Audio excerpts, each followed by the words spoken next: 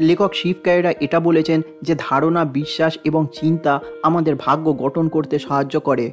অতএব আপনি বড় চিন্তা করুন, বড় বিশ্বাস করুন এবং বড় ফলাফল অর্জনের জন্য একটা বড় কাজ করুন। বন্ধুরা, আমরা সবাই জীবনে সফল হতে চাই, কিন্তু আমরা অধিকাংশ সময়তেই ব্যর্থ হই। আজকের আধুনিক দুনিয়ায় ক্রমাগত চ্যালেঞ্জ এবং একটা তীব্র প্রতিযোগিতার কারণে আমাদের জীবনে সফল হওয়ার কাজটা আরও বেশি কঠিন হয়ে উঠেছে।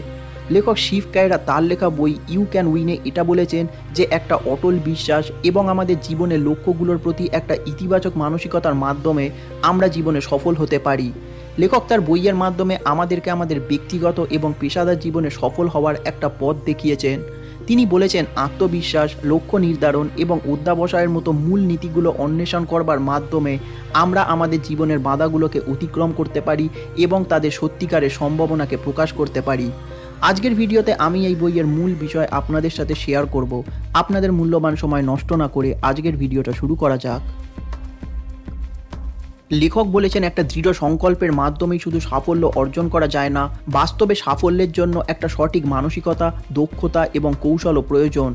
মানুষ তাদের নিজেদের বাধাগুলোকে অতিক্রম করবার জন্য একটা নির্দেশিকা এবং অনুপ্রেরণার অভাব বোধ করেন।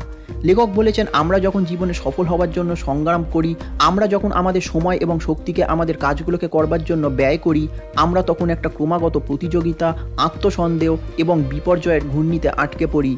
এই রকম সংকটের সময় আমাদের যেটা প্রয়োজন সেটা হলো একটা আশার আলো, প্রেরণার উৎস এবং বিজয়ের জন্য একটা ব্যাপক রোডম্যাপ। লেখক বলেছেন আমাদের জীবনের দায়িত্ব নিতে, আমাদের লুকানো সম্ভাবনাকে আলিঙ্গন করতে এবং একটা দৃঢ় সংকল্প এবং ইতিবাচক চিন্তাধারার মাধ্যমে একটা রোডম্যাপ তৈরি করবার জন্য পরামর্শ দিয়েছেন। লেখক আত্মবিশ্বাস, অধ্যাবসায় এবং ক্রমাগত শেখার উপরে জোর দিয়েছেন। লেখক তার বইয়ের মাধ্যমে আমাদেরকে একটা ব্যক্তিগত বৃদ্ধি এবং আত্ম আবিষ্কার করতে সাহায্য করেছেন এবং জীবনের সমস্ত ক্ষেত্রে একটা ভিত্তি স্থাপন করতে সাহায্য করেছেন। লেখক তার বইয়ের মাধ্যমে আমাদেরকে একটা পেশাদার জীবনের বৃদ্ধি থেকে শুরু করে একটা সুস্থ সম্পর্ক গড়ে তোলা, ভয়কে জয় করা থেকে শুরু করে একটা অভ্যন্তরীণ শান্তি খুঁজে পেতে সাহায্য করেছেন। এর পরের অধ্যায়ে লেখক এটা নিয়ে আলোচনা করেছেন যে সাফল্য শুধুমাত্র এক্সটার্নাল কারণগুলোর দ্বারা নির্ধারিত হয় না, বরং এটা আমাদের মানসিকতা, মনোভাব এবং আমাদের নিজস্ব ক্ষমতার উপরের বিশ্বাসের দ্বারা নির্ধারিত হয়। লেখক বিভিন্ন উদাহরণের মাধ্যমে আমাদের মানসিকতা, মনোভাব এবং আমাদের বিশ্বাসের ক্ষমতার গুরুত্বের উপরে জোর দিয়েছেন। তিনি থমাস এডিসনের উদাহরণ দিয়ে বলেছেন যে তিনি ইলেকট্রিক বাল্ব আবিষ্কার করবার জন্য বিখ্যাত ছিলেন, কিন্তু এই আবিষ্কারের আগে তিনি অসংখ্য ব্যর্থতা এবং বিপত্তির সম্মুখীন হয়েছিলেন।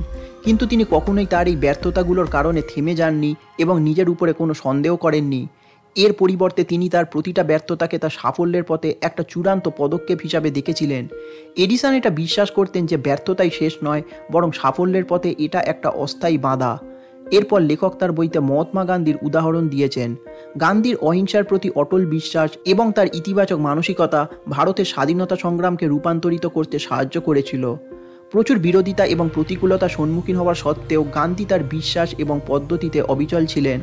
শান্তির প্রতি তার বিশ্বাস এবং তার মিশনের প্রতি তার অটল মনোভাব লক্ষ লক্ষ মানুষকে অনুপ্রাণিত করেছিল এবং শেষ পর্যন্ত ব্রিটিশ শাসন থেকে ভারতকে মুক্ত করবার দিকে সাহায্য করেছিল। লেখক ব্যক্তিগত এবং পেশাদার লক্ষ্য অর্জনের জন্য আত্মবিশ্বাসের গুরুত্বের উপরে জোর দিয়েছেন। তিনি জনপ্রিয় chicken soup for the soul বই সিরিজের কো-ক্রিয়েটর জ্যাক ক্যানফিল্ডের গল্প শেয়ার করেছেন। তিনি বলেছেন ক্যানফিল্ড প্রাথমিকভাবে 144 জন প্রকাশকের কাছ থেকে প্রত্যাখ্যানের সম্মুখীন হন যখন তিনি তার প্রথম বই প্রকাশ করবার চেষ্টা করেন, কিন্তু তিনি হার মানেননি এবং নিজের কাজের উপরে বিশ্বাস রেখেছিলেন। তার এই বিশ্বাসের অবশেষে জয় হয় যখন তার এই বইটি একটা বেস্ট সেলার হয়ে ওঠে এবং পুরো বিশ্বে এই বইয়ের লক্ষ লক্ষ কপি বিক্রি হয়। এই উদাহরণটি প্রতিবন্ধতাকে কাটিয়ে উঠতে ও সাফল্য অর্জনে আত্মবিশ্বাস এবং অধ্যাবসায়ের শক্তিকে বুঝতে সাহায্য করে।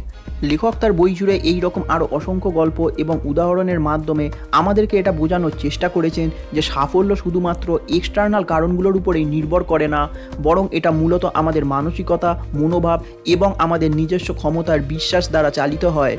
লেখক পাঠকদেরকে একটা ইতিবাচক মানসিকতা অবলম্বন করতে, আত্মবিশ্বাস গড়ে তুলতে এবং চ্যালেঞ্জের মুখে একটা ইতিবাচক মনোভাব বজায় রাখার আহ্বান জানিয়েছেন। তিনি বলেছেন আমাদের ব্যক্তিগত বিকাশের উপরে দৃষ্টি নিবদ্ধ করে এবং আমাদের চিন্তার শক্তিকে কাজে লাগানোর মাধ্যমে আমরা আমাদের সীমাবদ্ধগুলোকে অতিক্রম করতে পারি, বাধাগুলোকে অতিক্রম করতে পারি এবং আমাদের লক্ষ্য অর্জন করতে পারি। এরপর লেখক বলেছেন একটা মানসিকতা এবং মনোভাবের তাৎপর্যের পাশাপাশি একটা বিজয়ী মনোভাব গড়ে তোলার জন্য তিনি পরামর্শ ও কৌশল প্রদান করেছেন। তিনি একটা স্পষ্ট লক্ষ্য নির্ধারণ করা, সাফল্যের কল্পনা করা এবং একটা ইতিবাচক ছবি বজায় রাখার গুরুত্বের উপরে জোর দিয়েছেন। তিনি ইতিবাচক নিশ্চিতকরণের উপরেও জোর দিয়েছেন এবং পাঠকদেরকে তাদের নেতিবাচক স্বকথোপকথনগুলোকে ইতিবাচক এবং ক্ষমতায়ন চিন্তার সাথে প্রতিস্থাপন করবার জন্য উৎসাহিত করেছেন। এর পরের অধ্যায়ে লেখক এই বিষয় নিয়ে আলোচনা করেছেন যে সাফল্যের জন্য একটা স্পষ্ট লক্ষ্য স্থির করা, অবিচল থাকা এবং ক্রমাগত শেখা অত্যন্ত জরুরি।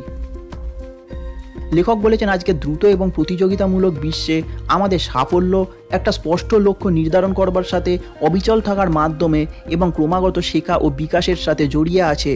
লেখক আমাদের সাফল্য অর্জনের জন্য এই 3টে উপাদানের গুরুত্ব তুলে ধরেছেন।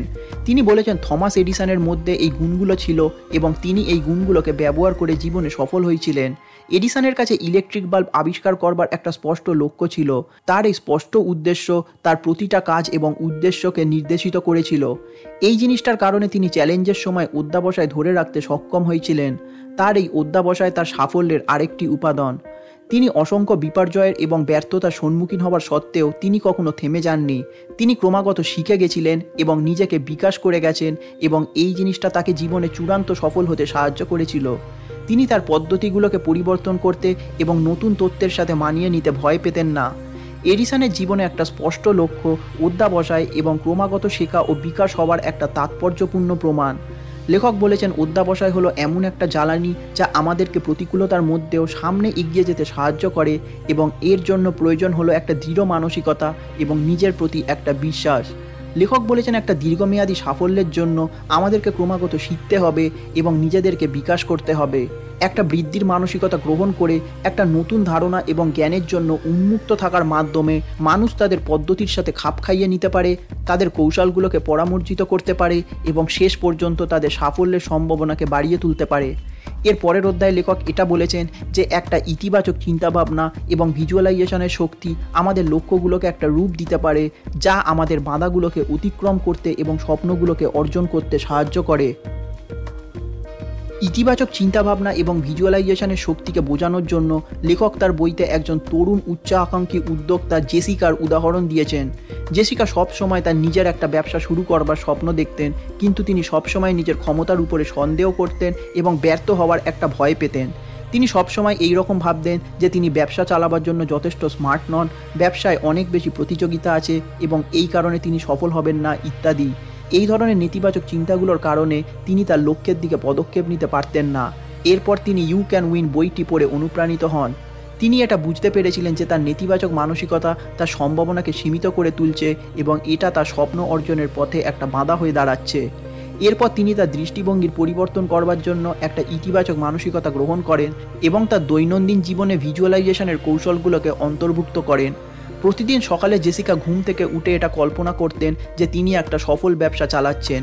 তিনি এটা কল্পনা করতেন যে তিনি ব্যবসায়িক মিটিং করছেন, একটা দল পরিচালনা করছেন এবং তার উদ্ভাবনী পণ্যগুলোকে দিয়ে গ্রাহকদেরকে আনন্দিত করে তুলছে। এই ভিজুয়ালাইজেশন তাকে সারাদিন মনোযোগ করতে এবং অনুপ্রাণিত থাকতে সাহায্য করেছিল। এছাড়া জেসিকা নিজেকে ইতিবাচক নিশ্চিতকরণের সাথে ঘিরে রাখতে শুরু করেন, যেমন আমি সফল ব্যবসা চালাতে সক্ষম, আমি জীবনে সফল হতে পারি ইত্যাদি, এবং এই জিনিসগুলোকে তিনি তার অফিসের দেওয়ালে লিখে রাখতেন। এই জিনিসটা তাকে তার আত্মবিশ্বাস বাড়াতে এবং তার মানসিকতাকে আরও শক্তিশালী করে তুলতে সাহায্য করেছিল। জেসিকা তার চিন্তাভাবনা এবং তার কর্মকে তার লক্ষ্যের সাথে সারিবদ্ধ করবার সাথে সাথে তিনি তার মানসিকতায় একটা উল্লেখযোগ্য পরিবর্তন লক্ষ্য করেছিলেন। তিনি নিজের ক্ষমতার উপরে বিশ্বাস করতে শুরু করেছিলেন এবং এই নতুন আত্মবিশ্বাস তাকে তার ব্যবসার জন্য একটা দৃঢ় পদক্ষেপ নিতে সাহায্য করেছিল। এরপর জেসিকা তার জীবনে অনেক বাধা এবং চ্যালেঞ্জের সম্মুখীন হওয়ার সত্ত্বেও একটা ইতিবাচক মানসিকতা ধরে রেখেছিলেন। যখনই তিনি বাধার সম্মুখীন হতেন, তিনি এটা কল্পনা করতেন যে তিনি সেগুলোকে কাটিয়ে উঠবেন এবং একটা সৃজনশীল সমাধান খুঁজে বের করবেন। এটা তাকে প্রতিকূলতার মধ্যেও স্থিতিশীল এবং দৃঢ় প্রতিজ্ঞ থাকতে সাহায্য করেছিল। এরপর ধীরে ধীরে জেসিকার ব্যবসা বাড়তে শুরু করে এবং তিনি তার কল্পনাকে বাস্তবায়ন হতে দেখে। তার ইতিবাচক মানসিকতা এবং ভিজুয়ালাইজেশনের কৌশলগুলো শুধুমাত্র তার কল্পনাকেই রূপ দেয়নি, বরং এটা তার বাধাগুলোকেও অতিক্রম করতে সাহায্য করেছিল। জেসিকা এটা বুঝতে পেরেছিলেন যে তার সাফল্যের জন্য তার নিজের প্রতি অটল বিশ্বাস এবং কল্পনা করবার ক্ষমতা দায়ী ছিল। ইতিবাচক চিন্তাভাবনা এবং ভিজুয়ালাইজেশনের শক্তি তাকে প্রতিটা পথে পরিচালিত করতে সাহায্য করেছিল এবং তার স্বপ্নগুলোকে বাস্তবে পরিণত করেছিল। বন্ধুরা, আজকের ভিডিওটা আমি এখানেই শেষ করছি। আপনারা যদি এই বইটা ডিটেলসে পড়তে চান তাহলে নিচে দেওয়া লিঙ্ক থেকে আপনারা এই বইটা কিনতে পারেন। আশা করি ভিডিওটা আপনাদের ভালো লেগেছে। যদি ভালো লেগে থাকে তাহলে ভিডিওটিকে লাইক করে দিন এবং চ্যানেলটিকে সাপোর্ট করবার জন্য সাবস্ক্রাইব করে দিন। ধন্যবাদ।